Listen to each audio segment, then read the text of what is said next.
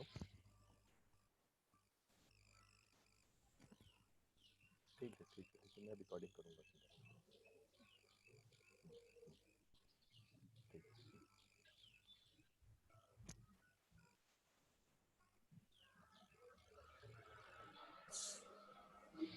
Good morning, everybody. So today we start our webinar on export procedures and how to export, and what are the formalities, what are the advantages, and what are the schemes that is available with the government. And we have with us Mr. Maru, who has joined with us from Indore itself. Mr. Maru is a well-known expert in this field of exports, and he is from IIM Kolkata, and he has an experience of 40 years into this field. And not only that 40 years, he has also traveled to more than 35 countries, and he regularly gives consultancy with regards to exports. And we hope that today's session, we are looking forward to today's session in a big way, basically how it will help us into guiding us into our exports and etc. So I would, without going into details about what we try to achieve, I think later we can again come back based on the questions and answers and etc. how we want to come back. But before that, we want to tell something is that right now we are facing one of the unprecedented, I think, crises in the history of mankind. So it is not only about our industry, but it is also true for all industries together. We have seen that how the government has come forward and tried to mitigate the difficulties, not only in India, but to other countries. We will concentrate about India, but the Indian government has tried. Basically, Indian government is trying to see that the industry sustain these difficult times, and after sustaining, when everything opens up based on the whatever is the scenario, ground scenario, they will look into the hospital. But one of the things, what of course is coming to the fore, is that the China, we all understand that the China people are not very happy with China, and based on that, a lot of opportunities may come to India. So any adversity, any difficult situation, how to turn to opportunity is one of the things what I think we all should try. And today's session will help you to prepare for that. During the time when you are not working, you are at home, etc., it's the right time to get yourself ready when everything opens, to get yourself prepared. And we hope that today's session will help you into preparing for the times ahead when everything opens up, when the business opportunity comes, then it will be better for you. So I will hand over now to Mr. Maru to take it forward. Thank you, sir. Thank you so much. Friends, बड़ी खुशी की बात है कि जो James and jewellery export promotion council ने आज जो वेबिनार अरेंज की है, उसमें आप लोग काफ़ी तादाद में इकट्ठे हो रहे हैं ये सुनने के लिए, ये जानने के लिए कि यदि आप एक्सपोर्ट अपना शुरू करना चाहते हैं तो उसे कैसे किया जाए। दोस्तों, आप लोग एमएसएमई हैं, एमएसएमई सेक्टर से हैं। एक एमएसएमई सेक्टर एक बड़ा इंपॉर्टेंट सेक्टर है इंडियन इकोनॉमी के लिए, पर एक विडंबना यह है कि आप लोग अपने आप को छोटा समझते हैं, क्योंकि ये जो नाम है ना MSME, micro small and medium enterprises, ये खुद ही आपको इस बात का एहसास कराता है कि आप लोग छोटे हैं। लेकिन मैंने आपको एक नई डेफिनेशन दी है। आपको मैं ये बताना चाहता हूं कि इंडियन मर्चेंडाइज एक्सपोर्ट्स का अबाउट 48%, 2018-19 की फिगर्स हैं, 48% कंट्रीब्यूशन एमएसएमई से आता है। और एमएसएमई का मैंने जो डेफिनेशन दी है वो है major share in merchandise exports. अगर major share in merchandise exports, that is MSME, major share आपके सेक्टर से आता है तो आप छोटे नहीं हैं, आप पूरे इंडियन इकोनॉमी के लिए बहुत महत्वपूर्ण हैं। और आप लोगों ने आज जो ये सोचा है कि हम एक्सपोर्ट की शुरुआत करें, ये आपने बहुत अच्छा सोचा है, क्योंकि आजकल के ग्लोबलाइजेशन के माहौल में एक्सपोर्ट्स इंपोर्ट्स के बिना कोई कंट्री सर्वाइव नहीं कर सकती है। और खासकर अभी जब कोरोना वायरस के बाद जो सिचुएशन बनेगी, उसमें पूरा बिजनेस करने का तरीका बदलेगा, भारत के लिए अपॉर्चुनिटीज पहले से ज्यादा खुलेंगी, क्योंकि आज पूरे वर्ल्ड में चाइना के प्रति लोगों को शिकायत है। कुछ लोग अपना बिजनेस कम करना चाहेंगे, कुछ लोग बंद करना चाहेंगे, कुछ यूनिट्स चाइना से बाहर निकल करके इंडिया आएंगी। तो इंडिया के लिए अपॉर्चुनिटीज बहुत हैं, और उस वक्त यदि आप तैयार हैं एक्सपोर्ट इंपोर्ट की फॉर्मेलिटीज समझ करके, उसके लिए जो बेसिक प्रिपरेशन है वो करके तैयार हैं, तो any time you can enter into this business. तो सबसे पहले हम ये आपको बताना चाहते हैं कि बहुत से लोग हैं इंडिया में, not only James and jewellery में, दूसरे सेक्टर में भी, कि जो लोग डोमेस्टिक मार्केट में बहुत अच्छा कर रहे हैं, एक्सपोर्ट्स में वो जाना भी चाहते हैं, पर चूंकि they don't know, there is a lack of knowledge, there is a fear, unknown fear, कि पता नहीं हम माल भेज देंगे, क्वालिटी रिजेक्ट हो जाएगी, हमारा पैसा नहीं मिलेगा। तो इतने सारे फियर हैं, क्योंकि अगर वाकई में ये बात होती तो इंडिया से 331 करोड़ का एक्सपोर्ट नहीं होता, 331 बिलियन डॉलर का एक्सपोर्ट नहीं होता। जो दूसरे लोग हिम्मत कर लेते हैं वो इसमें सफल हो जाते हैं।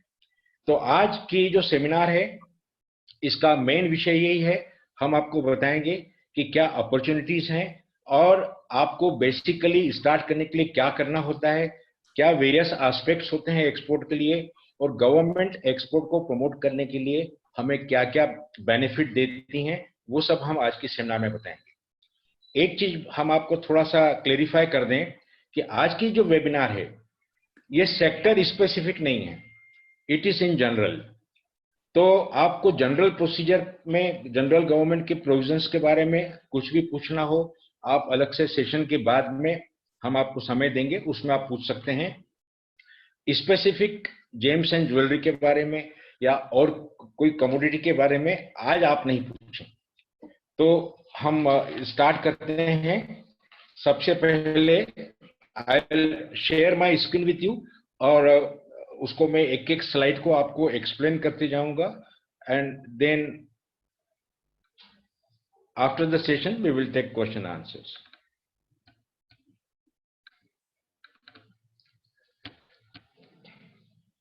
आज का हमारा टॉपिक है practical aspects of export and import to start export import business. Webinar specially arranged for MSME members of GJEPC Mumbai by Rajendra Kumar Maru, April 2020. Why foreign trade? हमें ये देखना है कि हमें एक्सपोर्ट बिजनेस में या import business में क्यों जाना है। हम डोमेस्टिक मार्केट में काम कर रहे हैं, अच्छे से कर रहे हैं, we are happy, but normally ये माना जाता है कि यदि आप 5-7 साल डोमेस्टिक मार्केट में अच्छे से परफॉर्म कर रहे हैं तो there is no reason why you should not go abroad. आपको इंडिया के बाहर की दुनिया देखनी है। इंडिया में तो आप एक ही कंट्री से डील कर रहे हैं, बाहर आपको मोर देन 200 कंट्रीज अपॉर्चुनिटीज देती हैं। तो let us see why a company wants to go for exports. तो first and foremost is profit maximisation. हर आदमी चाहता है कि उसका प्रॉफिट मैक्सिमाइज हो, तो जितने आपके मार्केट्स होंगे उतने आपको अपॉर्चुनिटीज मिलेंगी। Second is competition and constraints in domestic market. कई बार ऐसा होता है कि डोमेस्टिक मार्केट में उतना मजा नहीं आ रहा है, तो we go for export. Capacity utilisation, हमारी कैपेसिटी है 3 शिफ्ट चलाने की, पर हम एक ही चला पा रहे हैं क्योंकि यहाँ उतना हमें मार्केट नहीं मिल रहा है। तो आप एक स्टेप आगे बढ़िए, world is the market for you. Sudden opportunities abroad, कई बार अब्रॉड से सडन अपॉर्चुनिटीज आती हैं, तो if you are ready with the know-how, you can take advantage of it. Finding new markets to hedge your risk. जैसे कहते हैं ना कि don't put all your eggs in one basket. तो आप सारे, अगर आपका सारा बिजनेस इंडिया में ही है, तो एक ओवरनाइट कोई गवर्नमेंट की पॉलिसी चेंज होगी और आपका बिजनेस अफेक्ट हो जाएगा। तो इट इज बेटर कि आप अलग अलग कंट्रीज में भी डील करें, उनको भी अपना क्लाइंट बना के रखें। Access to wider sources of supply, ये इंपोर्ट के केस में है कि आपको पता है कि आपका रॉ मटेरियल वर्ल्ड में कहीं भी सस्ता मिल सकता है, वहां से आप ला सकते हैं। Taking advantage of different seasons in different markets, ये कुछ और प्रोडक्ट्स के लिए है जो सीजनल बेस्ड होते हैं, तो उनको पूरे वर्ल्ड में साल भर सीजन मिलती रहती है। Government policy on taxes, financing schemes, incentives etcetera. आज गवर्नमेंट एक्सपोर्ट को प्रमोट करने के लिए बहुत कुछ कर रही है, उसका सारा एडवांटेज लेने के लिए हम एक्सपोर्ट में जाते हैं। Offers opportunities to entrepreneurs with innovation and drive to succeed. अगर किसी के मन में ये जुनून है कि मुझे सफल होना है, तो उसके लिए पूरा वर्ल्ड मार्केट है, आपको इतनी अपॉर्चुनिटीज मिलती हैं। And lastly enhances Prestige. आपके रिश्तेदारों में, आपके परिवार वालों में, आपके दोस्तों में, आपके सर्कल में आपकी एक इमेज बनती है कि भाई ही इज एन एक्सपोर्टर। तो ये कुछ बेसिक रीजंस हैं जिसकी वजह से हम सोचते हैं कि हमें जाना चाहिए। अब हम कुछ स्टैटिस्टिक देख लेते हैं वेरी क्विकली। 2012-13 में इंडिया का एक्सपोर्ट था $300 बिलियन। अब जब हम एक्सपोर्ट इंपोर्ट की बात करेंगे, we talk in terms of billion dollars only. Billion मतलब 1 अरब, तो अरब डॉलर्स। 300 अरब डॉलर्स का बिजनेस था 2012-13 में, और 2018-19 में $331 बिलियन। ओनली 10% इंक्रीज, वो कोई खास नहीं। और इंपोर्ट था $491 बिलियन, अभी और बढ़ गया है $507 बिलियन बढ़ गया है। उसके साथ साथ हम अगर उसको इंडियन रुपीस में कन्वर्ट करें तो पहले जो रेट थी करीब 50 रुपए की, आज 76 रुपए है। तो इंपोर्ट हमारा काफी बढ़ गया है। और ये जो हमारा एक ट्रेड डेफिसिट होता है, इंपोर्ट माइनस एक्सपोर्ट, पहले $190 बिलियन था, अब ये $176 बिलियन हुआ है। गवर्नमेंट के पूरे एफर्ट्स हैं कि इस ट्रेड डेफिसिट को जितना हो सके कम किया जाए, और उसके लिए जरूरी है कि हमें एक्सपोर्ट बढ़ाया जाए। कुछ इंपॉर्टेंट आइटम्स हैं, उनका तो हमें इंपोर्ट करना है, उसको तो हम बंद नहीं कर सकते हैं, पर कुछ आइटम्स पर हमारी इंपोर्ट डिपेंडेंस हम कम कर सकते हैं। इसीलिए गवर्नमेंट ने मेक इन इंडिया वगैरह इस तरह के प्रोग्राम्स बनाए हैं। तो गवर्नमेंट के पूरे एफर्ट्स हैं, गवर्नमेंट पूरा सपोर्ट करती है, इसीलिए सारी एक्सपोर्ट प्रमोशन काउंसिल्स खोली हुई हैं कि हम इस ट्रेड डेफिसिट को कम करें। अब हम कुछ परफॉर्मेंसेस देख लेते हैं। इंडिया के 2019 का परफॉर्मेंस अगर हम देखें, तो जो highest value Indian export products थे, वो सबसे बड़ा था मिनरल फ्यूल्स इंक्लूडिंग ऑयल। अभी तक हमने ये सुना है कि हम ऑयल इंपोर्ट करते हैं, क्रूड ऑयल इंपोर्ट करते हैं, वो सबसे बड़ा आइटम है। लेकिन आपको ये जानकर आश्चर्य होगा कि हम प्रोसेस्ड ऑयल और उसके प्रोडक्ट्स एक्सपोर्ट करने में भी फर्स्ट इंडिया का टॉप प्रोडक्ट है mineral oils including mineral fuels including oil. ये करीब 13.7% हमारे टोटल एक्सपोर्ट्स का है।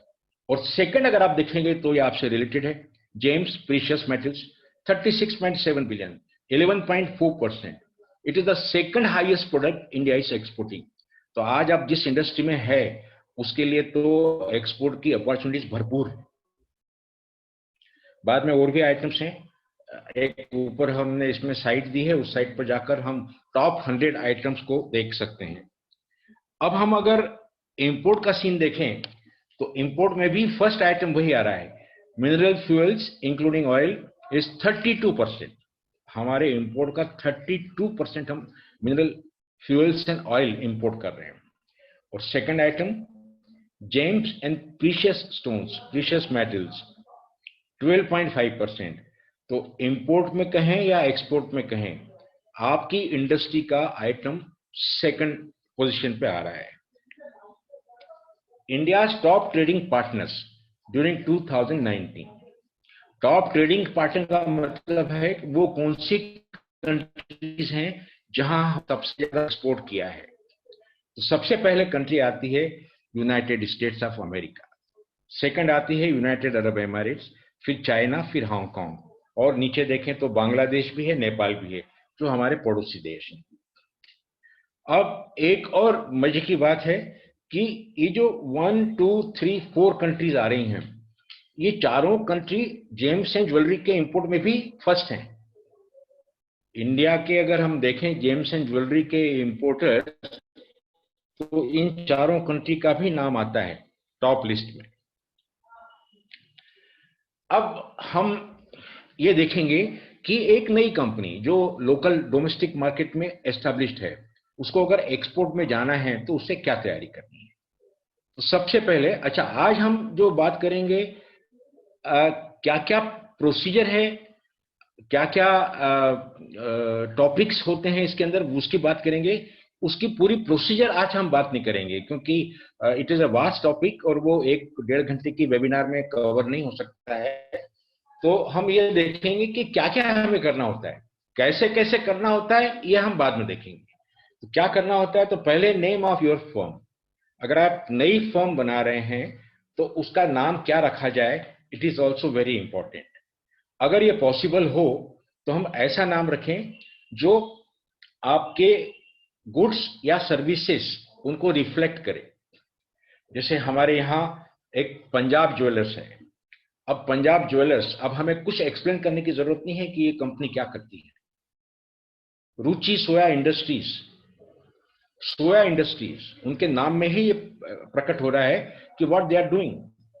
तो जब अगर कोई गूगल पे सर्च करेगा ज्वेलर्स को या सोया वाले को, तो उनका नाम उनको तुरंत मिलेगा। तो ये एक एडवांटेज होता है। अगर पॉसिबल हो तो, अगर आप अपनी ऑलरेडी एस्टैब्लिश्ड कंपनी या फर्म के नाम पर ही एक्सपोर्ट बिजनेस शुरू करना चाहते हैं तो there is no harm. But अगर पॉसिबल हो तो आप try to include name of your product in your firm's name. अब आप स्टार्ट करने के लिए प्रोप्राइटरी फर्म बना सकते हैं जो एक ही आदमी की, उसमें कुछ फॉर्मेलिटीज नहीं है।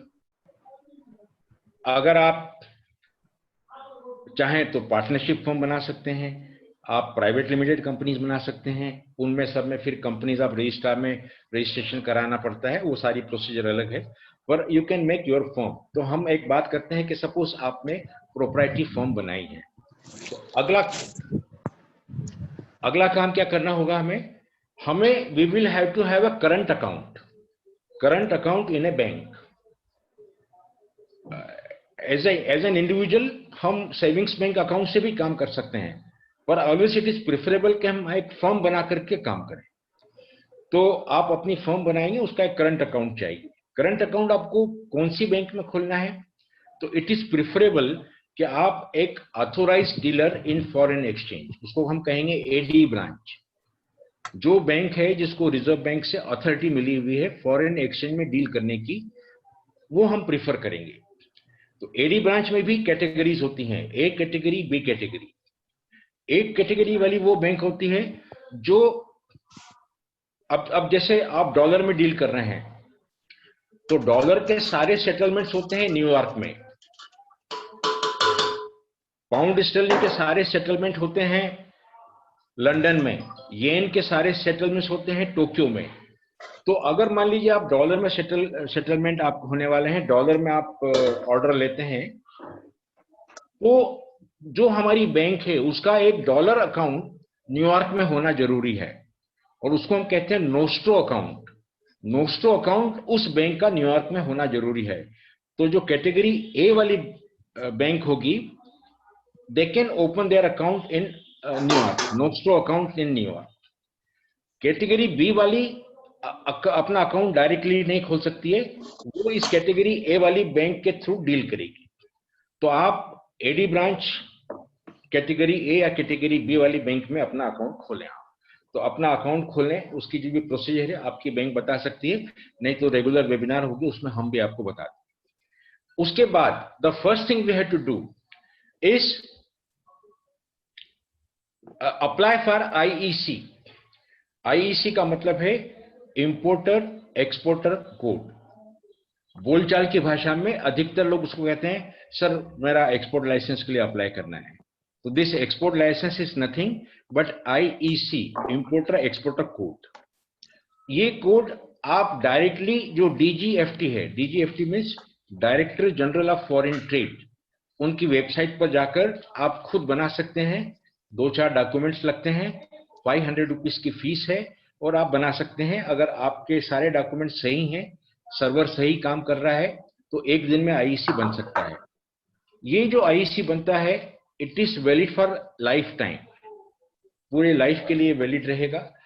आपको कभी कोई उसमें ना तो रिटर्न्स देना है, ईयरली रिटर्न्स देना है, ना मंथली रिटर्न्स देना है, ना उसको रिन्यू कराना है, कुछ नहीं कराना है। पर हाँ, अगर आगे जाकर के आप ये डिसाइड करें कि मुझे अब एक्सपोर्ट इंपोर्ट का बिजनेस नहीं करना है, तो इट इज एडवाइज्ड कि आप उस आईईसी को कैंसिल करवा दें, आप सरेंडर कर दें फॉर कैंसिलेशन। तो एक ये हो सकता है। अगर इसमें आपको आईईसी लेने में दिक्कत आ रही है तो we can offer you help. फिर आप ये देखें कि आप एज ए मैन्युफैक्चरर एक्सपोर्ट करना चाहते हैं, एज ए ट्रेडर एक्सपोर्ट करना चाहते हैं, या सर्विस प्रोवाइडर, क्योंकि आपके प्रोफेशन में, आपके सेक्टर में सर्विस प्रोवाइडर के रूप में भी आप एक्सपोर्ट कर सकते हैं। हो सकता है आप डिजाइनर आर्टिस्ट हों, तो आप उस तरह की सेवाएं भी दे सकते हैं। अब नेक्स्ट हम आते हैं, जो पहली चीज है, हम किसी भी चीज का एक्सपोर्ट करें या इंपोर्ट करें, तो जो पहली चीज हमें देखना है, we have to check what is the export policy और import policy for that product. कई बार ऐसा होता है कि हम देखते हैं कि यस ये प्रोडक्ट तो एक्सपोर्ट हो रहा है, और किसी ने इंक्वायरी की तो हम उसको ऑफर दे देते हैं कि यस हम कर सकते हैं। पर जब आप कस्टम में अपने डॉक्यूमेंट्स पास कराने जाते हैं तब पता लगेगा कि यह आइटम या तो रिस्ट्रिक्टेड है, या इसके ऊपर पोर्ट की कोई कंडीशन है, या कोई मिनिमम एक्सपोर्ट प्राइस की कंडीशन है। तो ये इंपोर्ट में भी हो सकता है। तो it is always better, maximum 2 minute का टाइम लगेगा आपको ये चेक करने के लिए कि हम किसी प्रोडक्ट की एक्सपोर्ट या इंपोर्ट करने के पहले what is the policy for that. तो I just give you an example. तो उसमें आपको क्या क्या देखने को मिलेगा? Either product is free, free means there are no restrictions, either it is prohibited, prohibited means किसी भी हालत में आप एक्सपोर्ट नहीं कर सकते हैं, restricted, restricted means export is allowed but only against export licence. अब जो हम ये पहले एक्सपोर्ट लाइसेंस की बात कर रहे थे, IEC, that is not export licence. Export licence वो होता है जो रिस्ट्रिक्टेड प्रोडक्ट के लिए डीजीएफटी द्वारा इश्यू किया जाता है। तो रिस्ट्रिक्टेड प्रोडक्ट्स हैं, आप देख रहे हो कि यस ये प्रोडक्ट जा रहा है, हमें पता है ये प्रोडक्ट एक्सपोर्ट हो रहा है, पर it is under restricted category और वो एक एक्सपोर्ट लाइसेंस के अगेंस्ट में ही एक्सपोर्ट हो रहा है। तो आप चेक करिए। फिर कुछ प्रोडक्ट्स हैं जो सिर्फ स्टेट ट्रेडिंग ऑर्गेनाइजेशन ही एक्सपोर्ट कर सकते हैं या इंपोर्ट कर सकते हैं। Then there are restrictions on countries, countries के ऊपर रिस्ट्रिक्शन है। प्रोडक्ट अलाउड है, अभी आपको वेपन्स एक्सपोर्ट करना है, आप वियतनाम कर सकते हैं पर अफगानिस्तान नहीं कर सकेंगे। तो इस तरह से product wise, country wise restrictions हैं, वो हमें चेक करना है। फिर पोर्ट वाइज है, कौन से पोर्ट से आप इंपोर्ट कर सकते हैं, कौन से पोर्ट से एक्सपोर्ट कर सकते हैं, उसके भी कंडीशंस आ सकती हैं। Then minimum export price, minimum import price. Export is allowed but minimum ये प्राइस होगी तो ही अलाउ है, उसके ऊपर अलाउ नहीं है।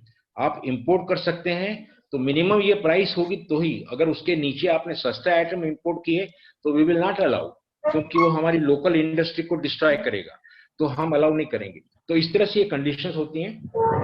अब क्विकली हम एक साइट आपको दिखाते हैं जहां आप ये देख सकते हैं कि how to check export policy. तो ये साइट का नाम है इंडियन ट्रेड पोर्टल। ये हम आपको दिखाते हैं।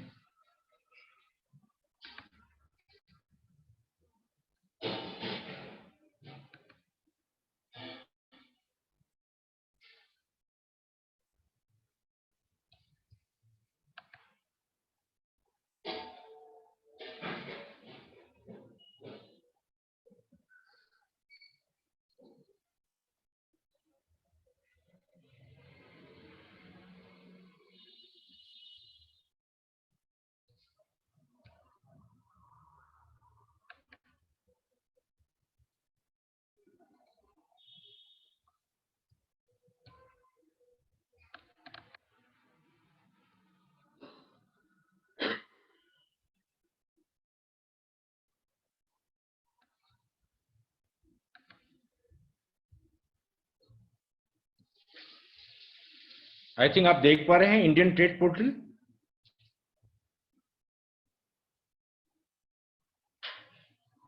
Hello sir, is it visible Indian trade portal? जी सर, हाँ जी, विजिबल ओके। है। चलिए, ये एक साइट है, ये आप जरा नोट कर लें, it is very important site. इसमें आप देखें नीचे जाएंगे, वहां ITC-HS कोड लिखा है। तो आपका जो भी प्रोडक्ट है उसका आप ITC-HS कोड डाल सकते हैं। एक प्रोडक्ट मैंने लिया है आपके लिए 711319। ये एक प्रोडक्ट आपके लिए मैंने लिया है। इसको हम फाइंड क्लिक करते हैं।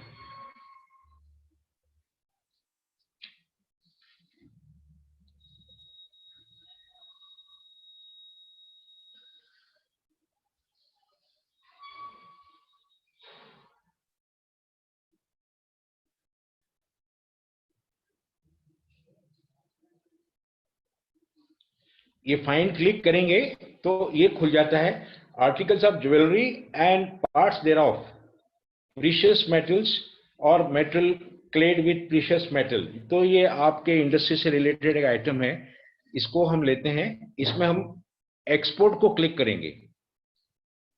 ये हम एक्सपोर्ट को क्लिक करेंगे।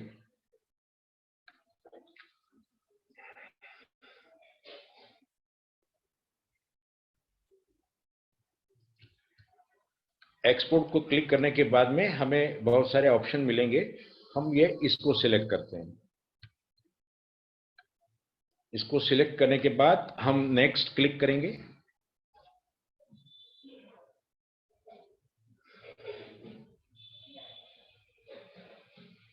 अब इसमें कंट्रीज के नाम आ गए हैं, आप कौन सी कंट्री एक्सपोर्ट करना चाहते हैं। तो let us take USA। USA को आप सिलेक्ट करेंगे। आप 2 कंट्री सिलेक्ट कर सकते हैं at a time, there is no problem. फिर नेक्स्ट करेंगे। इसमें फिर बहुत सारे HS कोड्स आ गए हैं, ये हम सिलेक्ट करेंगे और ये हम नेक्स्ट में गए। अब हमें एक पेज मिलता है जिस पर अगर आप देखें, मेरा कर्सर देखें आप, export policy, duty drawback, interest subvention, MEIS, GST etcetera इसमें लिखा हुआ है। तो हम एक्सपोर्ट पॉलिसी को अगर क्लिक करेंगे तो उस प्रोडक्ट की एक्सपोर्ट पॉलिसी हमें पता चल जाएगी। तो यहां आप देख पा रहे हैं, ये हमारा आइटम का HS कोड है, ये आइटम की डिटेल है। पॉलिसी लिखी है free. Free means there are no restrictions. If you want to export this item, there are no restrictions. अब आप इसको कैंसिल कर देते हैं। अब आता है ड्यूटी ड्रॉबैक। ड्यूटी ड्रॉबैक क्या होता है? आपके प्रोडक्ट को बनाने में जब कभी आप कोई ऐसा प्रोडक्ट यूज करते हैं, आपका जो रॉ मटेरियल है या तो इंपोर्टेड है या इंडिया में भी आप उसको GST पे करके आपने खरीदा है। If you have paid any kind of duty और taxes on that raw material, तो जब उस फिनिश प्रोडक्ट को आप एक्सपोर्ट करते हैं तो गवर्नमेंट उस जो ड्यूटी आपने पे की है उसका सब्सटेंशियल अमाउंट, सारा 100% तो गवर्नमेंट वापस नहीं करती है, पर सब्सटेंशियल अमाउंट आपको ड्यूटी ड्रॉबैक के रूप में आपको रिफंड करती है। तो this is also an important part of your costing. आप अपनी प्राइसिंग में जोड़ेंगे, आपको पता है मुझे इतना ड्यूटी ड्रॉबैक वापस मिलेगा, तो आप अपनी प्राइस में से, एक्सपोर्ट प्राइस में से उसको घटा सकते हैं आप। ये ड्यूटी ड्रॉबैक कैसे मिलता है? एक डॉक्यूमेंट होता है जब हम एक्सपोर्ट की शुरुआत करते हैं, तो शिपिंग बिल सबसे पहला डॉक्यूमेंट है जो हमें बनाना होता है, या हमारे बिहाफ पर हमारा कस्टम हाउस एजेंट बनाता है।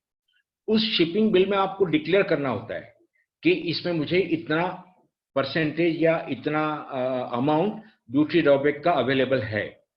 तो जैसे ही शिपमेंट होता है वो ड्यूटी ड्रॉबैक का अमाउंट आपके अकाउंट में अपने आप आ जाता है। You don't have to make a separate application, your shipping bill itself is an application. तो ये है ड्यूटी ड्रॉबैक का मतलब। तो ये हम देखते हैं कि हमारे इस प्रोडक्ट के ऊपर क्या कुछ ड्यूटी ड्रॉबैक अवेलेबल है। तो यस, 372 रुपये 90 पैसे पर gram of net gold content, ये ड्यूटी ड्रॉबैक के रूप में अवेलेबल है। तो आप ये देख सकते हैं कि आपकी एक्सपोर्ट कंसाइनमेंट में कितना गोल्ड कंटेंट है, उसके ऊपर आप पर ग्राम के हिसाब से ये ड्यूटी ड्रॉबैक अपने शिपिंग बिल में क्लेम कर सकते हैं, and you will get it directly in your bank account. फिर इंटरेस्ट सबवेंशन, ये इंटरेस्ट सबवेंशन है, ये हम इसमें देखें क्या आ रहा है।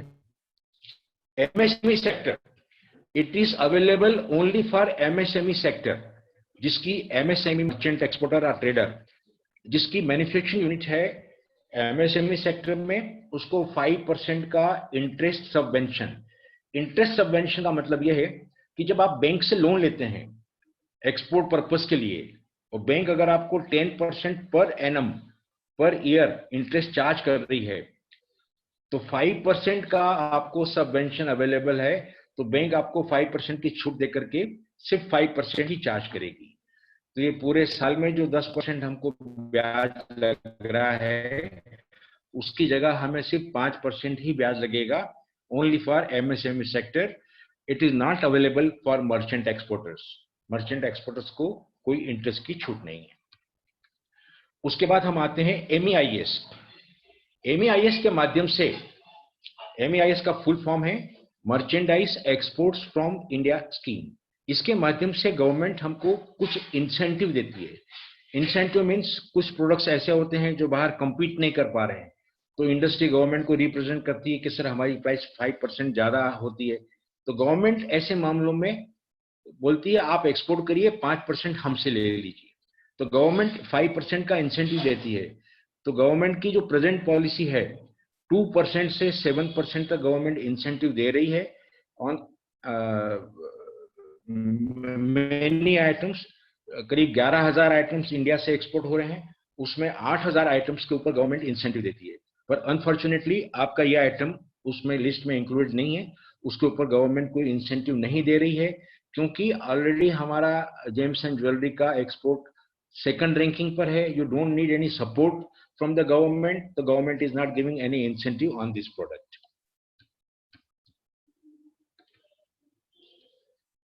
फिर जीएसटी एंड अदर लेवीज, ये इसका सिर्फ लोकल के लिए इंपॉर्टेंस है, पर यहाँ इंफॉर्मेशन मिल जाती है। There is 3% GST on this item. तो ये एक इंपॉर्टेंट साइट है जिसमें हम ये काफी कुछ इंफॉर्मेशन एक ही जगह पा सकते हैं। Now we again go back to our original slide.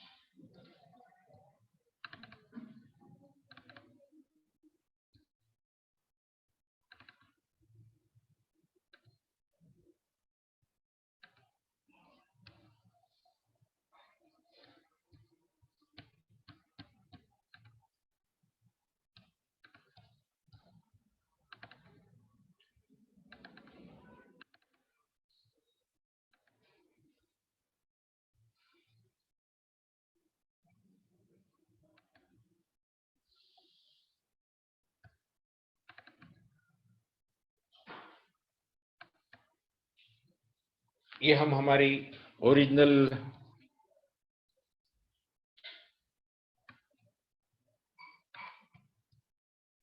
Slide पर आ जाते हैं, जहां हम देख रहे थे कि how to check export import policy.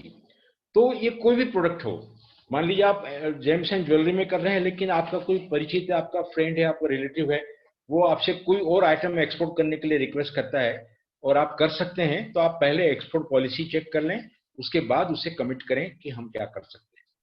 इसके बाद जो नेक्स्ट चीज आती है वो आपको करना है, once your item is finalised.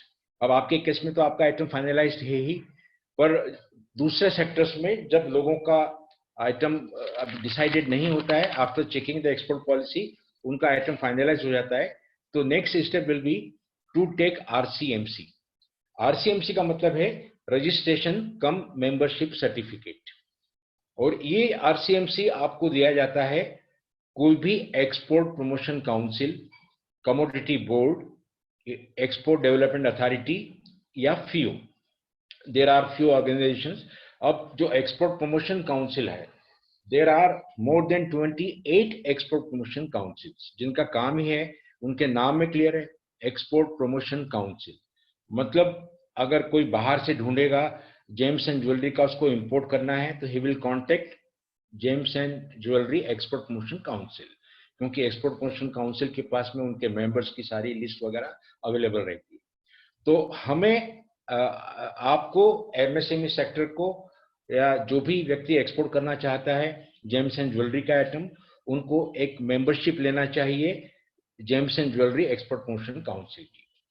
किसी भी काउंसिल की हम जब मेंबरशिप लेते हैं तो किसी के 5,000, किसी के 6,000, किसी के 10,000 एनुअल फीस होती है प्लस GST. कोई कोई लोग एंट्रेंस फीस भी चार्ज करते हैं.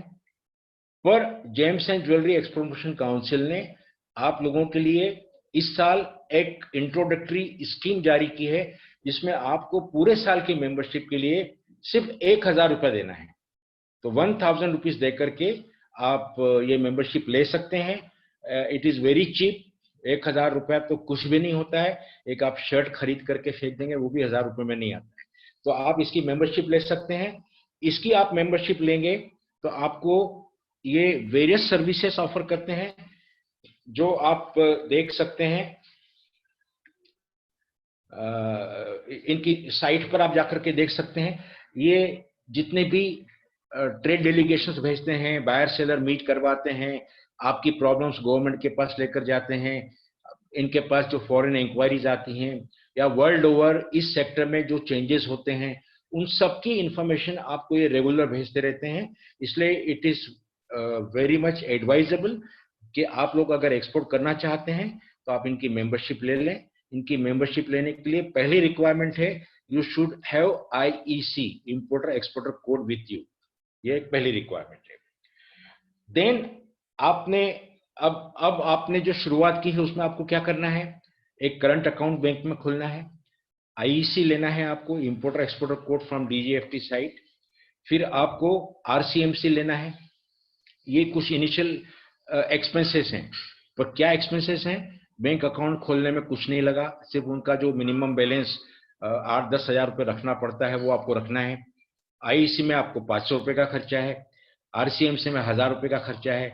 तो ये तो एक नॉमिनल एक्सपेंसेस में आप एक एक्सपोर्टर बन गए हैं.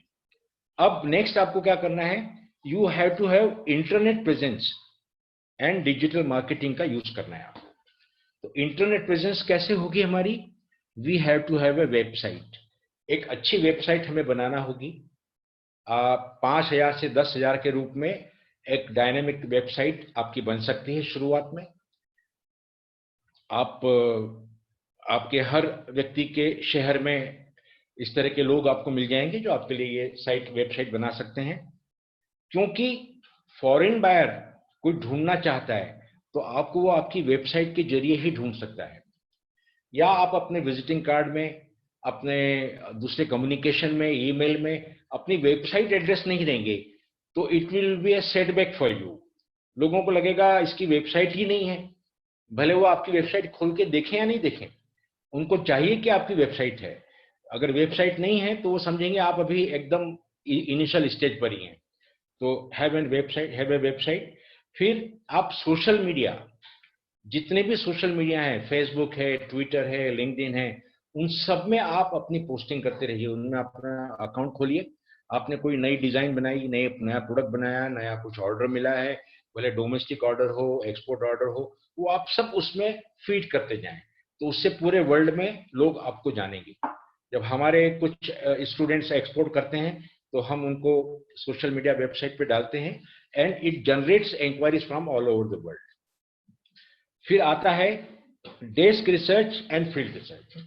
अब आप अपने प्रोडक्ट के साथ में तो तैयार हैं, पर आपको ये पता नहीं है कि आप कौन से मार्केट में ट्राई करें. क्योंकि अगर आपको ये पता नहीं है तो आप तो पूरी दुनिया ईमेल पर ट्राई करते करते थक जाएंगे आप. तो आपको ये पता लगाना है कि मेरा जो प्रोडक्ट है उस प्रोडक्ट के मेन मार्केट्स कौन से हैं. तो I can find out top 10 markets of my product.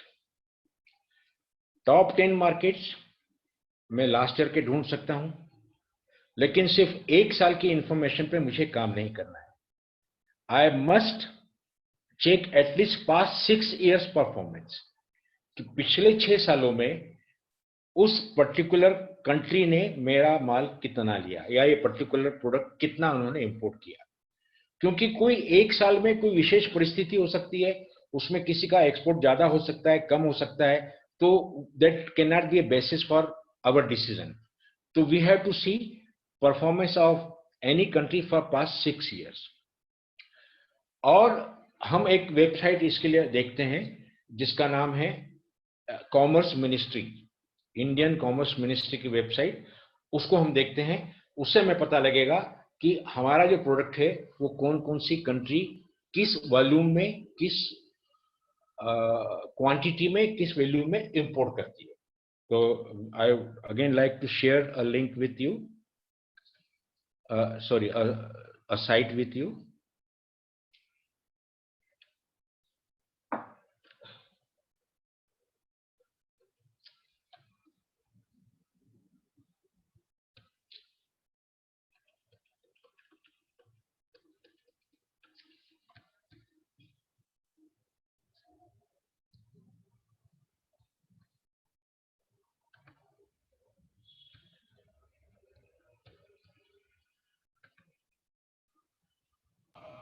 Hello. हाँ जी, Your voice is not coming. Just 1 minute. Hello, Mr. हाँ जी, Bal? बोलिए। Yes. हाँ So we have gone through the session. So that हाँ, is a very absorbing session, I think. Very, Very absorbing session basically. हाँ हाँ हाँ, ठीक है। ठीक है? तो अभी हाँ, हम लोग I think we should go opening up for questions and answers. अच्छा अच्छा अच्छा, या Have आप you ऐसा करें completed? कि ये जो मैं साइट्स वगैरह दिखाना चाह रहा हूँ मैं नहीं दिखाता हूँ, पर क्विकली आप मुझे 15 मिनट का समय और दें तो मैं वो स्कीम्स दिखा देता हूँ जो गवर्नमेंट की हैं, ठीक है, है ना। मैं आपको ये साइट्स वगैरह नहीं ओके, दिखाता हूँ अभी। ठीक है, ओके। हाँ, ठीक है।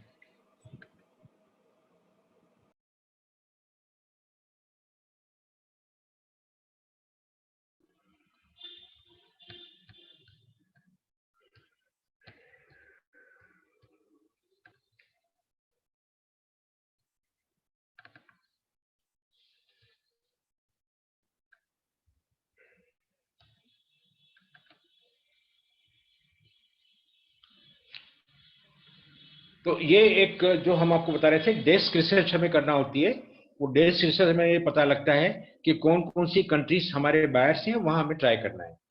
फिर हम आगे नेक्स्ट स्लाइड पर जाते हैं।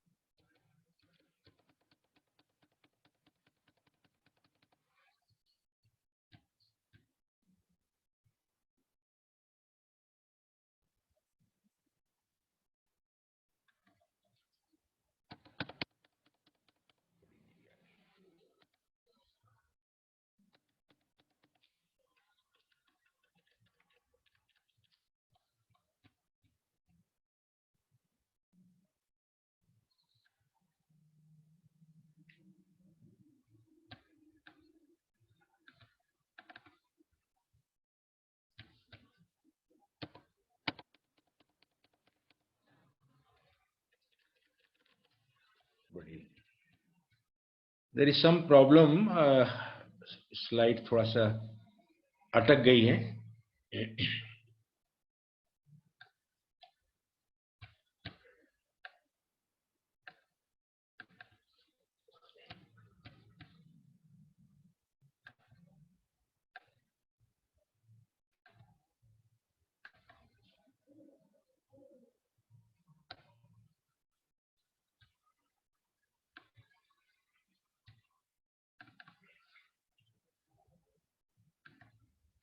एक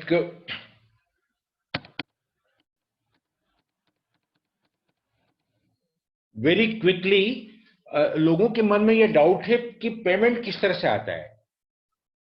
तो एक very quickly in 5 minutes I will explain. There are 4-5 methods जिसके थ्रू पेमेंट आता है। उसमें एक होता है डॉक्यूमेंट्स अगेंस्ट पेमेंट। उसमें जब तक वो सामने वाली पार्टी आपका पेमेंट नहीं देती है, फॉरेन बैंक उनके डॉक्यूमेंट रिलीज नहीं करती है, तो वो डिलीवरी नहीं ले सकता है। That is documents against payment. एक होता है डॉक्यूमेंट्स अगेंस्ट एक्सेप्टेंस। उसका मतलब है उधार आप दे रहे हैं, वो आपका माल ले लेगा और 30 दिन बाद 60 दिन बाद आपको पेमेंट देगा। और एक मेथड होती है एडवांस पेमेंट, 100% एडवांस पेमेंट। अगर सामने वाली पार्टी आप पर ट्रस्ट कर सकती है तो they will give you 100% advance payment. इन सबके बीच में एक जो मोस्ट पॉपुलर मेथड है वो है लेटर ऑफ क्रेडिट की मेथड। उसमें बायर सेलर को एक दूसरे पर ट्रस्ट करने की जरूरत नहीं है। We trust on the banker. जो फॉरेन बैंक है, ओपनिंग बैंक है, जो लेटर ऑफ क्रेडिट देती है उस पर हम ट्रस्ट कर सकते हैं। उसको हमने अगर डॉक्यूमेंट सही भेज दिए तो वो बैंक हमें पेमेंट करती है। तो ये एक तरीका है। इसलिए लोगों का ये डर कि हमारा माल वहां चला जाएगा और पेमेंट नहीं आएगा, वो बहुत कम ऐसे केसेस में होता है। वहीं होता है जहां आप उधार दे रहे हैं। अदरवाइज पहले आपका पेमेंट आता है, उसके बाद उस तक माल पहुंचता है आपका। अब ये कुछ तरीके हैं वो हम बाद में देखेंगे कि एक्सपोर्ट जो इंपोर्टर्स हैं, फॉरेन बायर्स हैं, उनको कैसे ढूंढा जाए। उसके लिए एक काफी सारे तरीके हैं, वो हम बाद में देखेंगे। अब गवर्नमेंट हमें क्या फैसिलिटीज देती हैं? तो गवर्नमेंट हमें देती है एमएआई के थ्रू, मार्केट एक्सेस इनिशिएटिव। उसके थ्रू गवर्नमेंट हमें ट्रेड फेयर में पार्टिसिपेट करने के लिए सब्सिडी देती है। वो हम पता लगा सकते हैं कौन से ट्रेड फेयर पर कितनी सब्सिडी अवेलेबल है। एक गवर्नमेंट हमें जीएसटी में भी छूट देती है। For any export there is no GST. आपको जीएसटी नहीं पे करना है, और अगर जीएसटी पे करके आप एक्सपोर्ट कर रहे हैं तो जीएसटी आप रिफंड क्लेम कर सकते हैं। Then there are some financing schemes. Financial assistance government देती है बैंकों के थ्रू, पर आजकल बैंकें थोड़ा सा जेम्स एंड ज्वेलरी सेक्टर से घबरा रही हैं, क्योंकि नीरव मोदी और कुछ ऐसे लोग उनको बड़ा चूना लगा चुके हैं, इसलिए वो बड़े डरे हुए हैं। लेकिन हमें कोशिश करके उनके डर दूर करना चाहिए। तो देयर आर मेनी स्कीम्स जिसमें कम रेट ऑफ इंटरेस्ट पर गवर्नमेंट हमें फाइनेंस उपलब्ध कराती है। देन देयर इज स्कीम जो अभी आपके सेक्टर में अवेलेबल नहीं है, MEIS। फिर आपके रॉ मटेरियल के लिए गवर्नमेंट के पास स्कीम्स हैं जो ड्यूटी फ्री आप रॉ मटेरियल इंपोर्ट कर सकते हैं। अगर आप एक्सपोर्ट का कमिटमेंट देते हैं तो duty free raw material is allowed. आप duty free capital goods import कर सकते हैं। कोई मशीनरी आपको चाहिए, कोई इक्विपमेंट चाहिए, वो आप इंपोर्ट कर सकते हैं जीरो ड्यूटी पर, लेकिन उसके साथ में एक्सपोर्ट का कमिटमेंट देना पड़ता है। फिर एक गवर्नमेंट की एक व्यवस्था है जिसमें वो क्वालिटी कंप्लेंट्स और ट्रेड डिस्प्यूट्स, आपके और बायर के बीच में अगर कोई क्वालिटी कंप्लेंट है, आप गवर्नमेंट के एक सेल पर DGFT के ऑफिस में आप रेफर कर सकते हैं। इंटरेस्ट इक्वलाइजेशन में आपको बता ही चुका हूं। तो इस तरह से ये और कुछ और भी फैसिलिटीज हैं which are available to all exporters. Free passage of export consignment, no seizure of export related stock, 24/7 customs clearance, self assessment of custom duty वगैरह वगैरह, ये सब अवेलेबल होता है। Now we can open for question and answer. एक small presentation था वो हमारा ओवर हो गया है। और भी तरीके हैं, बायर कैसे ढूंढना है और किस तरह से शिपमेंट होते हैं, कस्टम्स की क्या फॉर्मेलिटीज होती हैं, वो सब हम बाद में मौका मिला तो आपको बताएंगे। Thank you so much.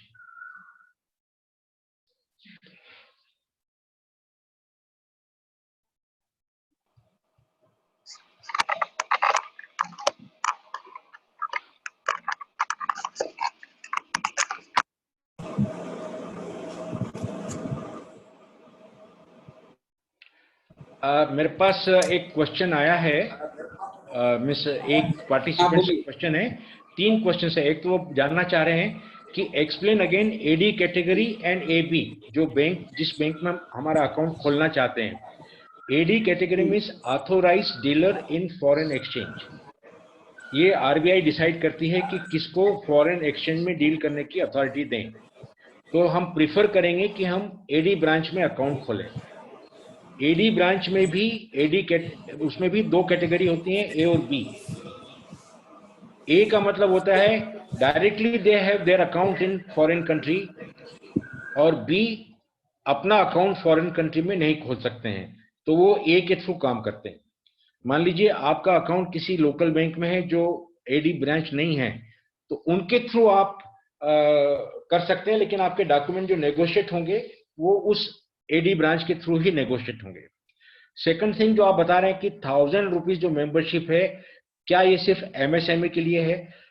जहां तक मेरी जानकारी है ये सारे मेंबर्स के लिए है। फिर भी आप डायरेक्टली जेम्सन ज्वेलरी से, एक्सपोर्ट प्रमोशन काउंसिल से बात कर सकते हैं कि क्या 1000 रुपये जो फीस है वो सिर्फ एमएसएमई के लिए है या हर व्यक्ति के लिए है। वेबसाइट पर क्लियर कर दें अभी। हाँ जी, कर दें आप। जी, मैं जेएमएन ज्वेलरी के बिहार से मिथिलेश पांडे आपको बताना चाहूंगा कि ये माइक्रो मेंबरशिप 1 अप्रैल 2020 से जीजेईपीसी ने ऐसे मेंबर्स के लिए स्टार्ट करी है जिनका टर्नओवर 40 लाख के अंदर है। तो ऐसे सारे लोग जिनका टर्नओवर 40 लाख के अंदर है, डोमेस्टिक या एक्सपोर्ट मिला करके, वो सारे मेंबर्स, ऐसे सारे लोग माइक्रो मेंबरशिप के लिए अप्लाई कर सकते हैं। उसका प्राइमरी कंडीशन यही है कि आपके पास में आईसी कोड होना चाहिए। धन्यवाद सर, आप आगे बढ़िए। ओके सर, ये एक क्वेश्चन पूछा है, website for searching product buyers, तो वो आज पॉसिबल नहीं है। I can show you various websites जहां हम फॉरेन बायर्स को ढूंढ सकते हैं। काफी तरीके हैं, ये फिर कभी मौका मिलेगा तो आपको हम बताएंगे। How to obtain letter of credit from buyer, एक क्वेश्चन आया है, how to obtain letter of credit from buyer. उसमें हमें कुछ नहीं करना है। Buyer will go to his bank along with our contract and request for letter of credit. तो बैंक जब लेटर ऑफ क्रेडिट खोलती है, it is bank's commitment to you. तो बैंक ने मान लो $20,000 की एलसी खोली है, लेटर ऑफ क्रेडिट खोला है, तो $20,000 की सिक्योरिटी फॉरेन बायर से अपने पास रखवा लेते हैं, क्योंकि अल्टीमेटली बैंक को कमिटमेंट पूरा करना है, बायर से उन्हें कोई मतलब नहीं है। तो हमें कुछ नहीं करना है, foreign buyer will go to the bank. एक क्वेश्चन है, can you tell the name of the second website which you were to tell about? It is ministry of commerce, commerce.gov.in, commerce.gov.in।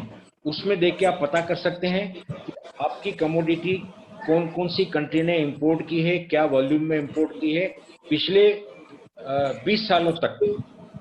और भी साइट्स हैं, international trade centre Geneva Switzerland की site है, उससे हम पता कर सकते हैं। तो उतना आज समय नहीं है, इसलिए डिटेल में हम नहीं बता पाएंगे। और कोई क्वेश्चन? एक second, there are few more questions.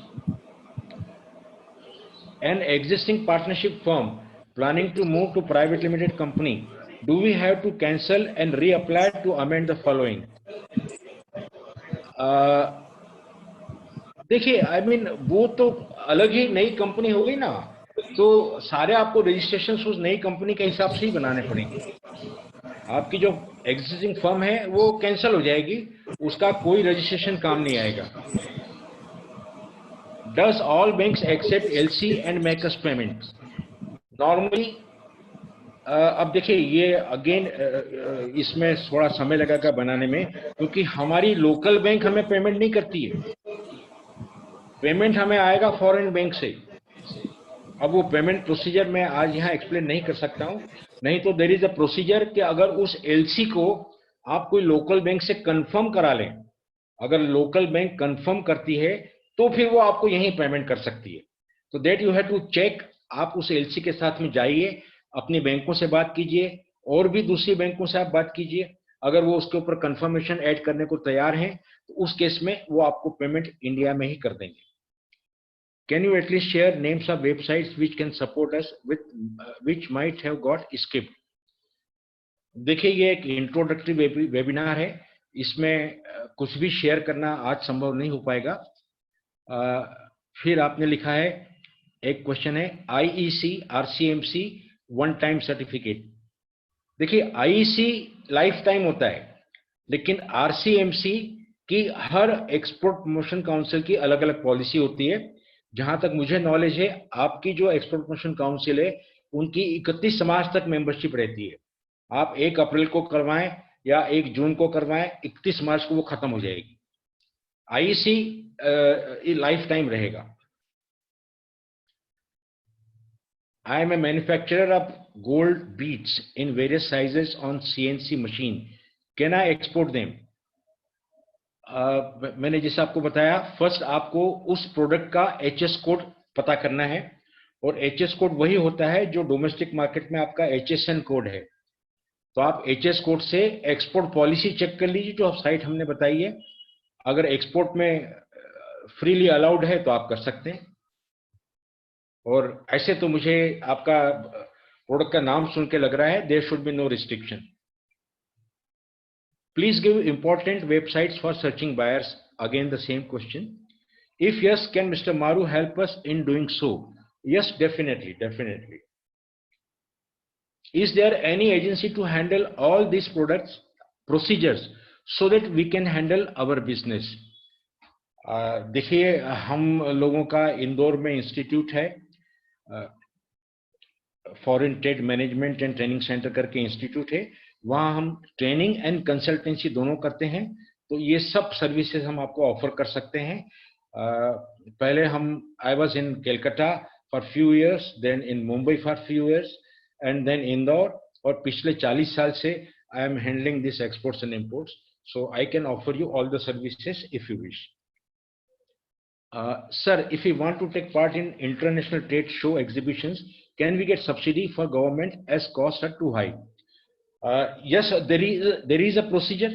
Government ने जो MAI मार्केट एक्सेस इनिशिएटिव, उस स्कीम के अंदर गवर्नमेंट आपको सब्सिडी देती है।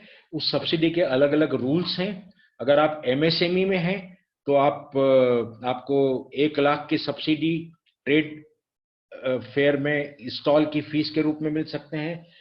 1.25 लाख रुपया आपको एयर ट्रैवल का मिल सकता है। 25,000 रुपया आपको आपका मटेरियल सैंपल शिपमेंट करने की जो फ्रेट कॉस्ट है उसमें मिल सकता है। अगर आप MSME के मेंबर नहीं हैं और MSME में मतलब 10 करोड़ तक का इन्वेस्टमेंट प्लांट एंड मशीनरी में है तो आप MSME होंगे। अगर आप उसके ऊपर लार्ज सेक्टर में आते हैं तो आपको कम से कम 12 महीने की मेंबरशिप एक्सपोर्ट प्रमोशन काउंसिल की रखना अनिवार्य है, उसके बाद आपको सब्सिडी मिल सकती है। How do I identify the market in abroad for my product? ये मैं बता ही रहा था पर समय नहीं था इसलिए नहीं बता पाए। एक तो कॉमर्स मिनिस्ट्री की साइट पर हम जाके इसको ढूंढ सकते हैं। एक Indian trade centre Geneva Switzerland उनकी साइट है, उस पर जाके हम ढूंढ सकते हैं। उस पर हमें मार्केट्स भी मिल सकते हैं और कुछ कुछ देशों के लिए हमें बायर्स भी मिल सकते हैं। How to get export license? Tell us the website. Again, I am clarifying you. Export license जो generally जाना जाता है, that is not export license, that is importer exporter code. बोलचाल की भाषा में उसको export license कहते हैं। IEC के लिए जो साइट है वो dgft.gov.in, DGFT director general of foreign trade, dgft.gov.in।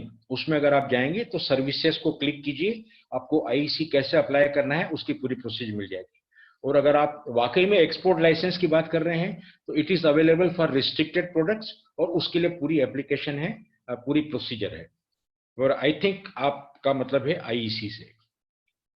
Gold duty drawback rates 371 are fix are gold current rates? You see this again we can check, but ये क्योंकि गोल्ड के रेट तो रोजाना चेंज होते हैं तो गवर्नमेंट के लिए पॉसिबल नहीं है कि रोजाना उसको अमेंड करना। तो ये जो रेट हमने बताई है, I think for a certain period of time it will be fix, क्योंकि सुबह शाम वो चेंज नहीं कर सकते हैं इसको। तो ये या तो 6 महीने के लिए या साल भर के लिए कम से कम सेम रहेगी। फिर अगर चेंज करना होता है तो अपने नोटिफिकेशन से उसको चेंज कर देते हैं। I have only IEC license. Please let me know how to export and payment process from buyer in cash, sir. उसका मुझे पूरा समय नहीं मिल पाया, इसलिए मैं आपको ये पूरी प्रोसीजर पेमेंट वाली नहीं बता सकता हूँ। बाकी आपके पास आईईसी है तो आप एक आरसीएमसी ले लें। अगर आपका 40 लाख से नीचे का टर्नओवर है तो 1000 रुपये में आपका आरसीएमसी मिल जाएगा, आप वो ले लें। उसके बाद जो प्रोसीजर है अगर मुझे और कोई 15-20 दिन की वेबिनार ऑर्गेनाइज करने का मौका मिला तो I will explain you everything in detail, then you don't need anybody's help. Regarding payment, we need to register something like LUT for GST. Same for receiving payment. I forward. No. For payment, there is no registration as such. For payment, there is no registration. आप export कर रहे हैं, आपने माल export किया है, तो you are entitled to receive your payment. उसके लिए कहीं register नहीं कराना है. सिर्फ आपका क्योंकि आपने जब IEC लिया है तो ही आप export कर सकते हैं.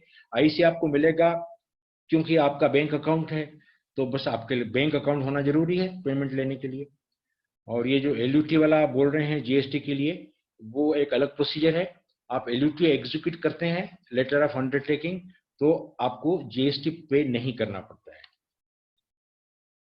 Is it necessary to take metal from bank only और we can purchase from local market? Sorry, आज मैं आपको एक सेक्टर स्पेसिफिक प्रोसीजर नहीं बता पाऊंगा, but yes, during our long training program, I'll answer this.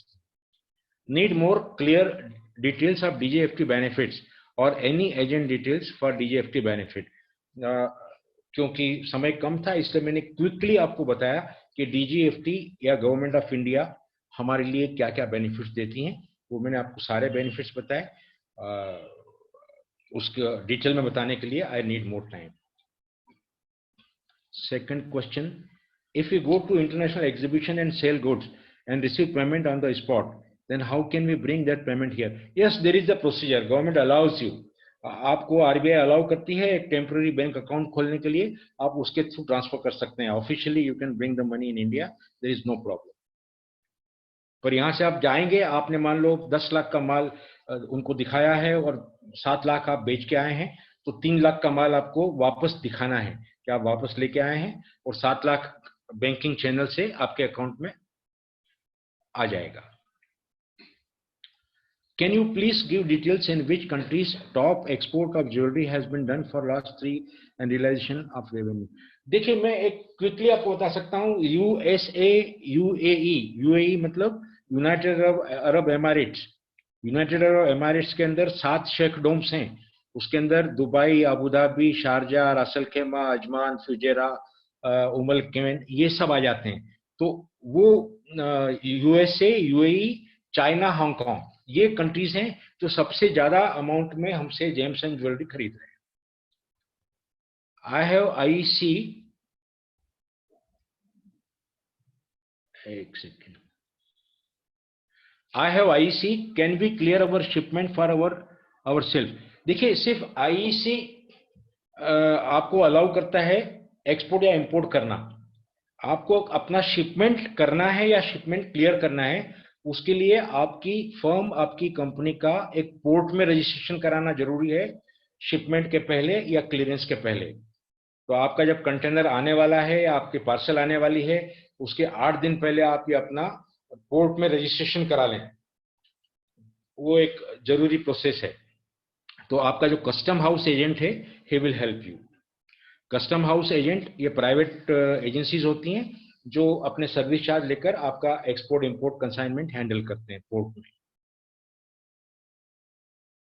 What are the policy of government to purchase gold for export? Sorry, इसका answer आज नहीं दे पाऊंगा मैं, आपको उसके लिए वेट करना पड़ेगा. Is there a full fledged export import program where we can learn things in details? Yes, we are offering export import program. We are already running our online training program. but अगर James and jewellery export promotion council हमें मौका देती है तो हम आपके लिए, सबके लिए डिटेल में प्रोग्राम 15 दिन का या 20 दिन का हम ऑर्गेनाइज कर सकते हैं. सो मिनिमम कितना केजी एक्सपोर्ट कर सकते हैं अंडर HSN 713? मैं इसका जवाब नहीं दे सकता हूँ. मिनिमम और मैक्सिमम की कोई लिमिट नहीं है. जब हमने देखा है कि आइटम फ्री है, it is free for export, तो आप 1 किलो भी कर सकते हैं, 1 ग्राम भी कर सकते हैं. There is no limit. Please give me your mobile number. Sir, my mobile number is so and so. My mobile number you can take from gems and jewellery export promotion council. Is that possible to work? Is that possible to work from small village. क्या बात कर रहे हैं, अभी तो पूरी दुनिया एक स्मॉल विलेज हो गई है। आप हिंदुस्तान के किसी भी कोने से बैठ करके ये काम कर सकते हैं। सिर्फ आपको एक बैंकिंग फैसिलिटी चाहिए। अगर आपके गांव में बैंक नहीं है तो आसपास के कोई शहर में आप बैंक अकाउंट खोल लें, बाकी आप वहीं से बैठ करके काम कर सकते हैं, देयर इज नो प्रॉब्लम। और आपके पास अगर कोई एक्सपोर्ट गाइड है तो he will help you at every stage. And sir,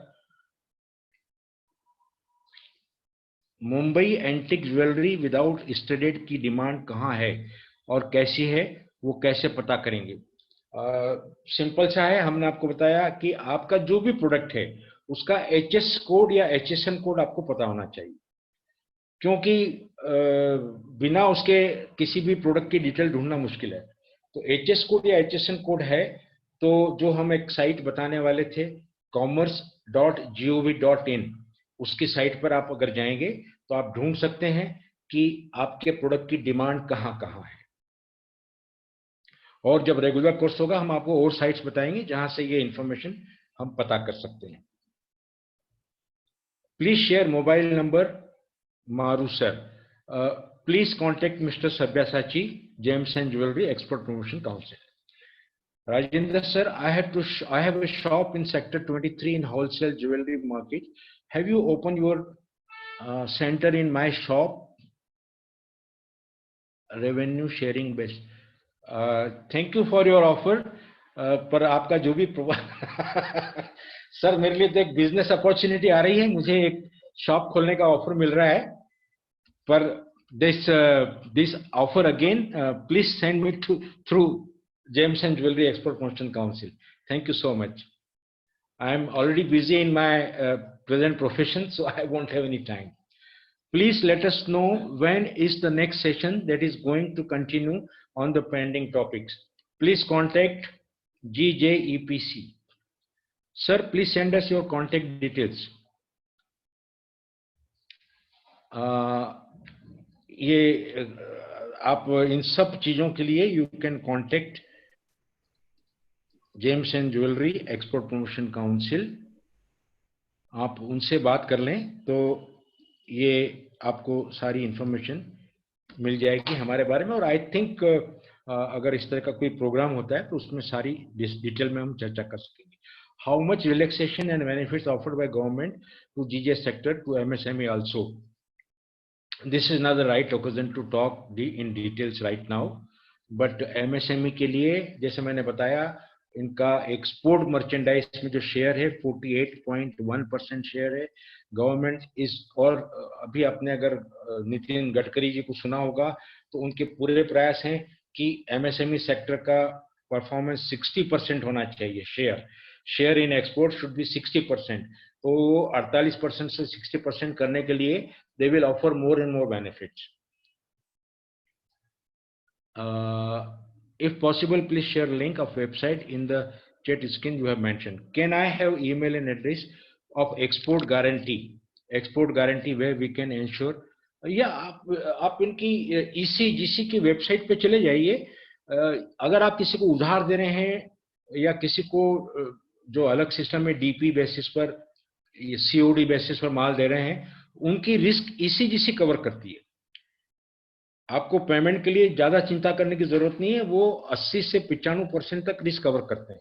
तो आप उनसे बात कर सकते हैं, उनकी वेबसाइट पे जा सकते हैं, और डिटेल में हम आपको बाद में बताएंगे, आज समय नहीं है। How can we get details of export for last 3 years?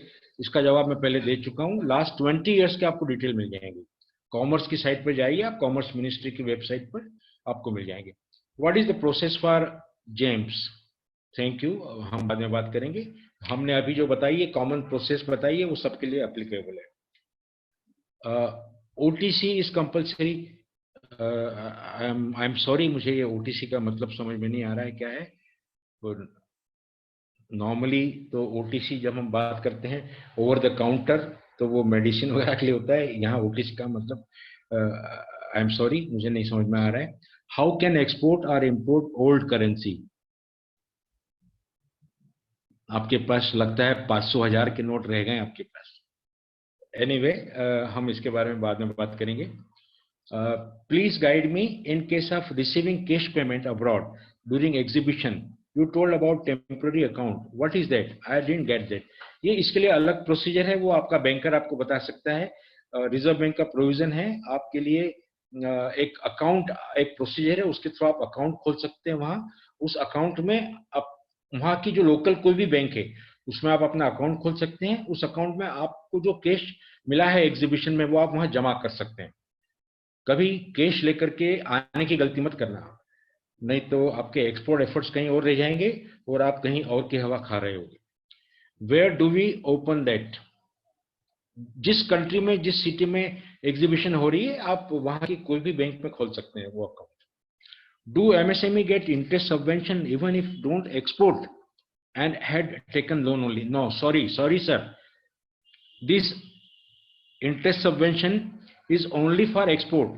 क्योंकि जब आप एक्सपोर्ट करते हैं और आपको बैंक जब लोन देती है तो 10% के बदले वो 5% चार्ज करेंगे, सिर्फ एक्सपोर्ट के लिए, लोकल के लिए नहीं है। लोकल के लिए गवर्नमेंट की बहुत सी स्कीम है जहां आप विदाउट कोलेटरल सिक्योरिटी आप गवर्नमेंट से लोन ले सकते हैं प्लांट एंड मशीनरी के लिए। Do MSME get interest subvention even, sir? How much capital initially we need to start export? It depends कि आप कौन सा प्रोडक्ट हैंडल करना चाहते हैं, उसकी वैल्यू क्या है। अदरवाइज गवर्नमेंट की स्कीम्स हैं, अगर बैंक आपको लोन देने को तैयार है तो आपके पास 15-20% ऑफ एक्सपोर्ट अमाउंट, बस उतना ही चाहिए, बाकी बैंक आपको दे देगी। अगर आपका मान लीजिए 20 लाख का ऑर्डर आप लेना चाहते हैं तो 4-5 लाख आपके पास चाहिए, बाकी आपको बैंक से मिल जाएंगे। Can we see this session on YouTube afterwards? So clarify जी हाँ सम सर, देख सकते हैं। देख सकते हैं? हाँ सर, बाद में हम इसको अपलोड करेंगे। अच्छी बात है। Okay, how can we import artificial jewellery?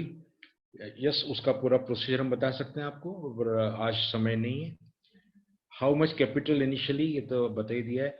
Do we need 10 or 20 lakhs to start export business? देखिए, एक्सपोर्ट बिजनेस शुरू करने के लिए 10-20 लाख रुपया जरूरी नहीं है, जरूरी वो है, और 10-20 लाख आपके पास है आप डेफिनेटली कर सकते हैं।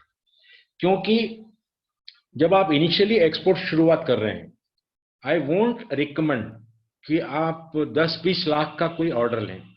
Try to take the minimum possible order. पहला ऑर्डर बहुत छोटा होना चाहिए, जितनी छोटी क्वांटिटी आप दे सकते हैं उतनी छोटी क्वांटिटी आप दें, क्योंकि जब तक हमारा पेमेंट हमारे अकाउंट में नहीं आ जाता है तब तक वी आर नॉट हैप्पी। तो पहला एक्सपीरियंस अगर आप करना चाहते हैं तो your first consignment should be less than 10 lakhs, और आपके पास 10-20 लाख हैं तो आप आराम से एक्सपोर्ट कर सकते हैं। How much capital do we need in initial stage? देखिए, अगर 2-4 लाख आपके पास हैं तो आप कर सकते हैं एक्सपोर्ट। 10 और 20 lakhs की जो ये बात हो रही है वो जेम्स एंड ज्वेलरी वालों की बात हो रही है। जो दूसरे प्रोडक्ट्स हैं, अगर आप आलू प्याज एक्सपोर्ट करना चाहते हैं, स्पाइसेस करना चाहते हैं, 2-4 लाख रुपए बहुत हैं। आई थिंक क्वेश्चन खत्म हो गए हैं, तो आप देखें अगर और क्वेश्चन के लिए वेट करना है, या क्योंकि अभी तो 12:15 हुए हैं, 12:30 तक we can wait. So I think that Maruti sir, many हाँ जी। thanks. It's a very interactive session. हाँ, खाली आपका जो प्रेजेंटेशन है वो भी कोड एब्जॉर्बिंग था, ये नहीं है, क्योंकि जो आदमी हम लोग देख रहा था उधर से जो रिस्पॉन्स हम फॉलो कर रहा था चैट सेशन में, हाँ, हाँ, एवरीबॉडी वाज इंटरेस्टेड एंड आपको बोल रहा था ये दिखाइए वो दिखाइए, तो हमको इतना इंटरेक्टिव सेशन बहुत कम देखा है। और अच्छा। आपका जो सलाह दिया है, हाँ, तो यूसिफ इतना समझने में इतना इजी है, तो उसी के लिए जो हमारा जो दर्शक था जो इधर पर आए हैं, हाँ, हाँ, पार्टिसिपेंट था ये सेशन में, आई हाँ, थिंक हाँ, दे आर हाँ। All happy. अच्छा, चलिए, थैंक यू सो मच। ये सेशन को हम लोग फॉलो अप करेंगे। हाँ हाँ इधर पर खाली खाली हमारा जो प्रोडक्ट है ना, हाँ इसके हाँ ऊपर कॉन्सेंट्रेट करके इसको हाँ हम हाँ लोग हाँ आगे लेके जाएंगे। यस यस डेफिनेटली हाँ, तो ये दैट वी आपको कैन डू दिया है, ये हाँ जनरल हाँ सेशन दिया है सबके लिए। हाँ हाँ एंड आगे हम लोग जो सेशन करेंगे इसका कंटिन्यूइंग सेशन, हाँ जिसमें हाँ हाँ हम लोग देखेंगे कि कैसे वो सेशन से आगे जाके खाली ये सेक्टर के लिए आप कैसे गोल्ड बुक कर सकता है, आप कैसे ठीक है बैंक का जो इंटरेस्ट जो सबवेंशन है इसके जरिए कैसे आप इसको यूटिलाइज कर सकते हैं। जैसे इधर को बहुत हाँ तरह हाँ के एग्जीबिशन, जो स्पेसिफिक हाँ हाँ एग्जीबिशन हाँ है उसमें आप जाने के लिए क्या क्या आपका हाँ हाँ हाँ you have to take वो पूरा पूरा एक हमारा सेशन होता है एक हाँ 1.5 घंटे का उसमें ट्रेड फेयर पार्टिसिपेशन के बारे में पूरा बताते हैं हाँ, तो ये पूरा करके हम लोग एक हमारा सेक्टर के लिए अलग से एक सेशन इसको फॉलो अप सेशन कर सकते हैं। हाँ हाँ तो डेफिनेटली यस इधर पर जैसे हम देखा है कि हर आदमी आपको थैंक्स बोल रहा है। तो इधर पर हाँ हाँ हमारा हाँ करीब 140 पार्टिसिपेंट था, वेरी अच्छा अच्छा सक्सेसफुल अच्छा वन। हाँ तो हाँ इसमें थैंक यू मारू साहब। I think that in future also will continue with this. चलिए okay okay thank you so much thank you हाँ हाँ मेरे पास कुछ मैसेजेस भी मैं देख सकता हूँ इसके ऊपर उसमें लोगों की कमेंट्स आ रही हैं कि they are happy with my session it was excellent thank you काफ़ी आ रही हैं thanks for the very informative webinar तो इस तरह की आ रही हैं तो अगर आपके लिए पॉसिबल है तो इन सब का फीडबैक एक बार कलेक्ट करके आप मुझे शेयर कर सकते हैं मेरे साथ शेयर कर है ना तो आप बताइए आगे अगर कभी प्रोग्राम करना हो तो आप मुझे बताइए और आई थिंक अभी अभी चूंकि अभी सब लॉकडाउन में घर में बैठे हुए हैं तो this is the best time we can use it and update our knowledge एकदम ठीक बोला है। तो आप हम मुझे लोग बताइए नेक्स्ट सेशन के लिए तैयारी चालू कर देते हैं, तो हाँ इसके हाँ अंदर ही हम लोग एक नेक्स्ट सेशन कर सकते हैं। हाँ आप बताइए तो उसमें अपन एवरी डे 1 घंटा सवा घंटा हम ले सकते हैं और 15 से 20 दिन का सेशन हो सकता है ठीक है चलिए ठीक है जी okay thank you thank you so much thank you to all participants thank you okay okay sir thank you so much Maru ji अच्छा okay thank sir you so much sir thank you thank yes you so much thank you bye bye हम जल्दी आपसे संपर्क में आएंगे जरूर जरूर जरूर थैंक यू